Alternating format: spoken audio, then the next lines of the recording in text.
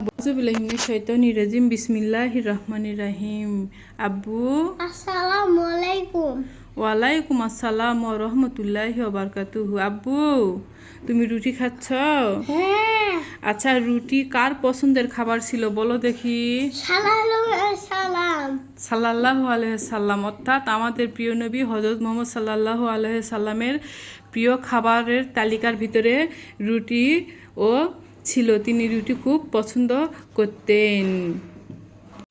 আউযুবিল্লাহিমিনাশ-শাইতানির-রাজিম। বিসমিল্লাহির-রহমানির-রহিম। আব্বু, আসসালামু আলাইকুম। ওয়ালাইকুম আসসালাম ওয়া রাহমাতুল্লাহি ওয়া বারাকাতুহু। আব্বু, কি? আমাদের নবীর নাম কি তুমি জানো? হ্যাঁ। আচ্ছা বলো দেখি, আমাদের নবীর নাম কি? সাল্লাল্লাহু আলাইহি সাল্লাম বললে হবে? তাই বলতে হবে হযরত মুহাম্মদ সাল্লাল্লাহু আলাইহি সাল্লাম। হ্যাঁ, এবারে হয়েছে হযরত মুহাম্মদ সাল্লাল্লাহু আলাইহি ওয়াসাল্লাম। শাইতানির-রাজিম। বিসমিল্লাহির-রহমানির-রহিম। আব্বু, আসসালামু আলাইকুম। ওয়ালাইকুম আসসালাম ওয়া রাহমাতুল্লাহি ওয়া বারাকাতুহু। আব্বু, আমাদের জাতির পিতার নাম কি তুমি জানো? হ্যাঁ। আচ্ছা, আমাদের জাতির পিতার নাম কি বলো? ইব্রাহিম নবী।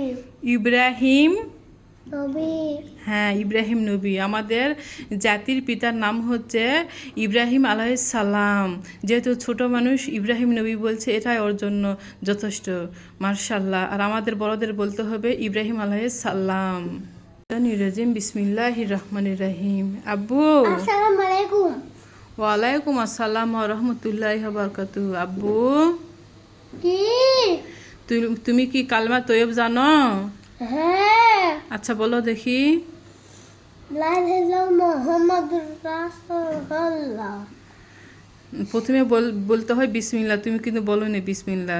তুমি ছোট মানুষ তো, ভুল করেছো, কিন্তু বিসমিল্লাহ বলার চেষ্টা করবে।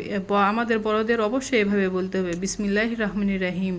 লা ইলাহা ইল্লাল্লাহু মুহাম্মাদুর রাসূলুল্লাহ সাল্লাল্লাহু আউযুবিল্লাহিমিনাশ-শাইতানির-রাজিম। বিসমিল্লাহির-রহমানির-রহিম। আসসালামু আলাইকুম ওয়া রাহমাতুল্লাহি ওয়া বারাকাতুহু। আব্বু, ওয়ালাইকুম আসসালাম ওয়া রাহমাতুল্লাহি ওয়া বারাকাতুহু। তোমার হাতে কি ওষুধ? তোমার অসুখ? তুমি এখন ওষুধ খাবে? আচ্ছা, ওষুধ খাওয়ার আগে কি বলতে হয় বলো তো?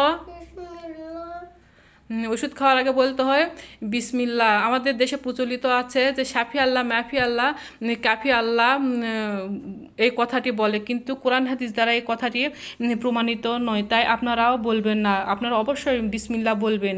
আবার অনেকে বলে যে বিসমিল্লাহ বললে নাকি অসুখে বরকত হয়। না, অসুখে বরকত হয় না। আল্লাহ সুবহানাহু ওয়া তাআলা ওষুধের কর্মক্ষমতা বাড়িয়ে দেয়, যাতে করে আমাদের অসুখে তাড়াতাড়ি শেফা হয়। শেফা আল্লাহ সুবহানাহু ওয়া তাআলা দান করেন।